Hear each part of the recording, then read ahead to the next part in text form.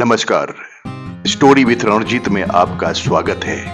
यह वीडियो श्रीमद् भगवत गीता का 9वां अध्याय है, जिसमें राज विद्या योग के बारे में विस्तृत जानकारी दी गई है। श्रीमद् भगवत गीता को एक बार जरूर पढ़िए।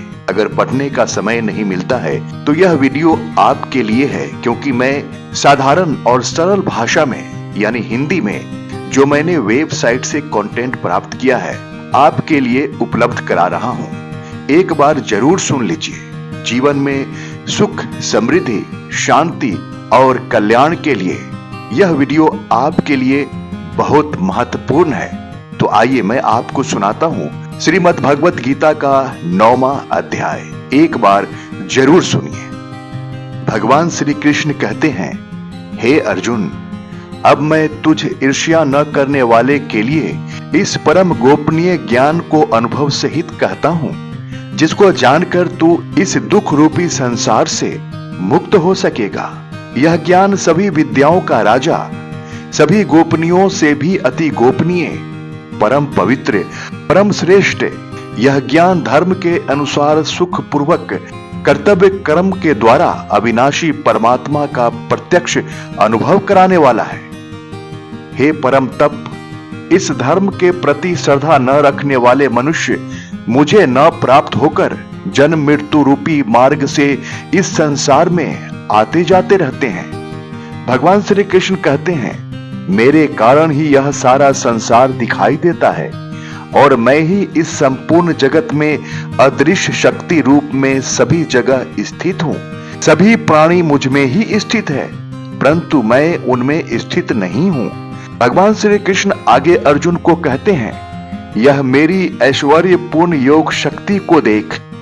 यह संपूर्ण सृष्टि मुझ में कभी स्थित नहीं रहती है, फिर भी मैं सभी प्राणियों का पालन पोषण करने वाला हूँ और सभी प्राणियों में शक्ति रूप में स्थित हूँ, परंतु मेरा आत्मा सभी प्राणियों में स्थित नहीं रहता है, क्योंकि मैं ही सृष्टि का मूल कारण हूँ। जिस प्रकार सभी जगह बहने वाली महान वायु सदैव आकाश में स्थित रहती है, उसी प्रकार सभी प्राणी मुझ में स्थित रहते हैं। भगवान श्री कृष्ण आगे कहते हैं, हे कुंती पुत्र, कल्प के अंत में सभी प्राणी मेरी प्रकृति यानी इच्छा शक्ति में प्रवेश करके विलीन हो जाते हैं और अगले कल्प के आरंभ में उनको अपनी इच्छा शक्ति यानी प्रकृति से फिर उत्पन्न करता हूँ।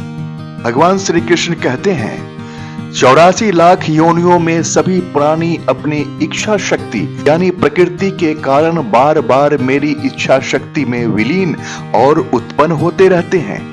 यह सभी पूर्ण रूप से स्वतः ही मेरी इच्छा शक्ति के अधीन होते हैं। हे धनंजय, यह सभी कर्म मुझे बांध नहीं पाते हैं, क्योंकि मैं उन कार्यों में बिना किसी फल की इच्छा से उदासीन भाव में स्थित रहता हूँ। भगवान श्री कृष्ण आगे कहते हैं, हे कुंती पुत्र, मेरी अध्यक्षता यानी पूर्ण अधीनता में मेरी भौतिक प्रकृति यानी अपरा शक्ति सभी चर यानी चलायमान तथा अचर यानी स्थिर जीव उत्पन्न और विनिष्ट करती रहती है। इसी कारण से यह संसार परिवर्तनशील है। भगवान श्री कृष्ण कहते हैं, मूर्ख मनुष्य मुझे अपने ही समान निकृष्ट शरीर आधार यानी भौतिक पदार्थ से निर्मित जन्म मृत्यु को प्राप्त होने वाला समझते हैं। इसलिए वह सभी जीवात्माओं का परम ईश्वर वाले मेरे स्वभाव को नहीं समझ पाते हैं।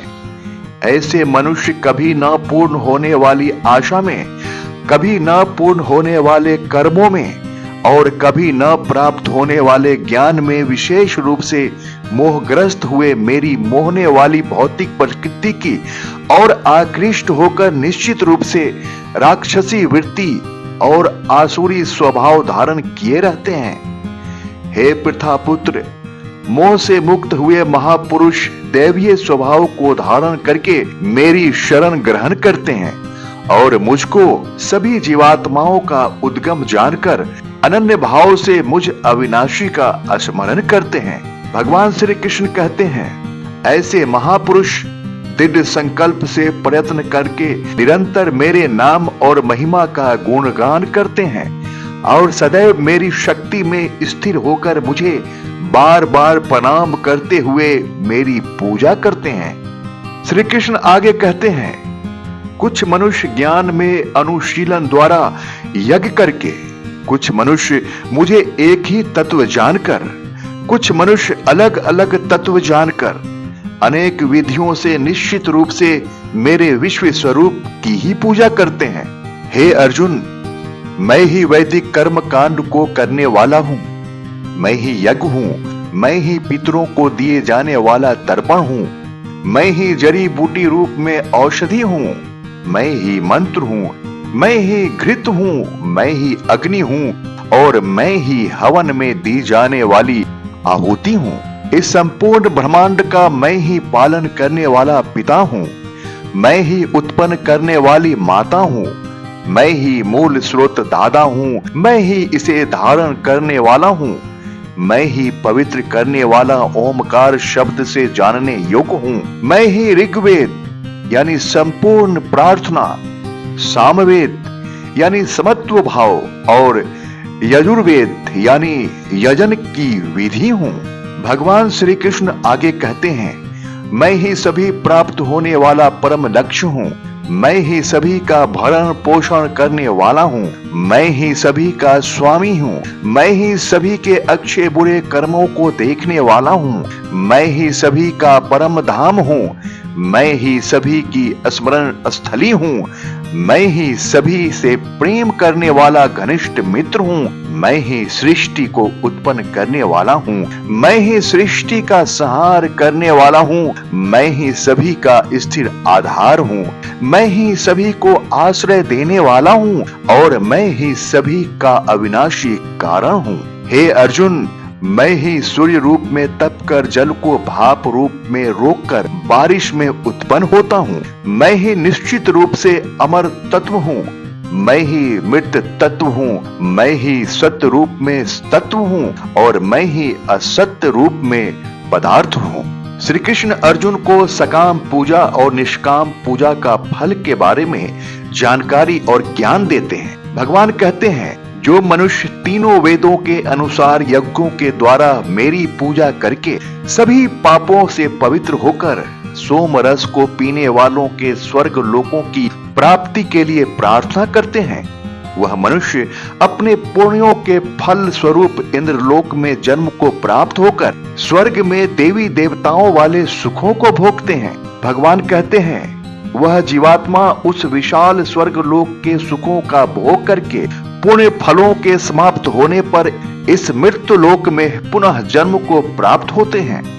इस प्रकार तीनों वेदों के सिद्धांतों का पालन करके सांसारिक सुख की कामना वाले सकाम कर्मी मनुष्य बार बार जन्म और मृत्यु को प्राप्त होते रहते हैं। भगवान श्री कृष्ण आगे समझाते हुए अर्जुन को कहते हैं, जो मनुष्य एकमात्र मुझे लक्ष्य मानकर अनन्य भाव से मेरा ही स्मरण करते हुए कर्तव्य कर्म द्वारा पूजा करते हैं, जो सदैव निरंतर मेरी भक्ति में लीन रहता है, वह मनुष्य की सभी आवश्यकताएं और सुरक्षा की जिम्मेदारी मैं स्वयं निभाता।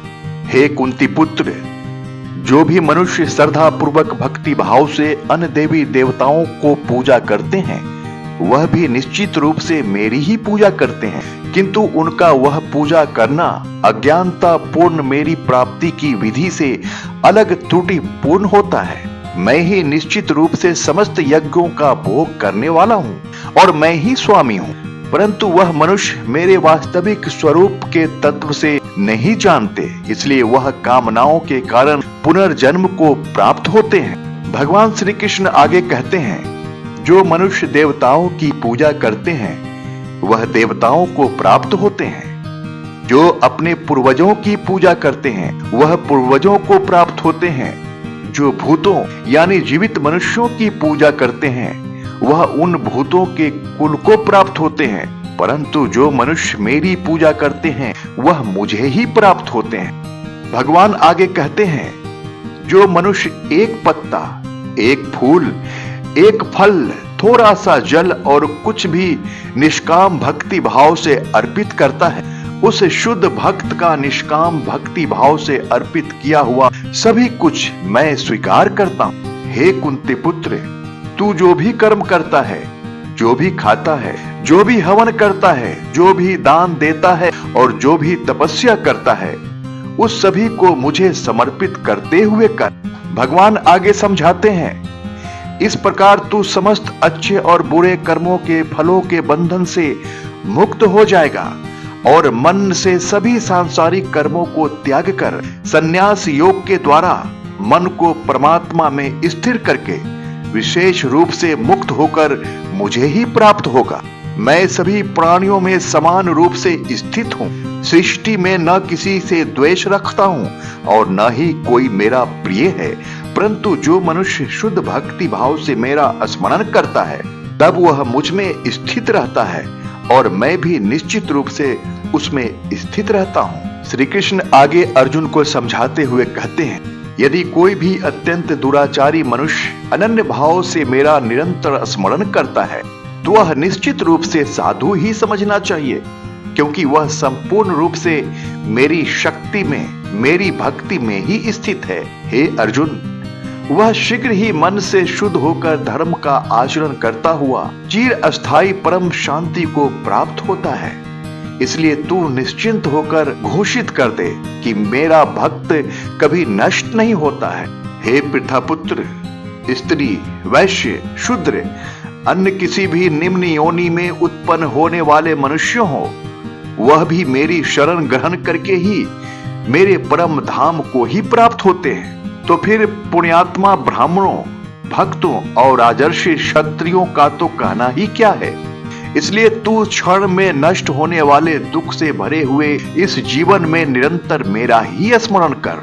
हे अर्जुन, तू मुझ में ही मन को स्थिर कर, मेरा ही भक्त बन, मेरी ही पूजा कर और मुझे ही प्रणाम कर। इस प्रकार अपने मन को मुझ परमात्मा में पूर्ण रूप से स्थिर करके मेरी शरण होकर तू निश्चित रूप से मुझे ही प्राप्त होगा। इस प्रकार श्रीमद् भगवत गीता का 9वां अध्याय संपूर्ण हुआ।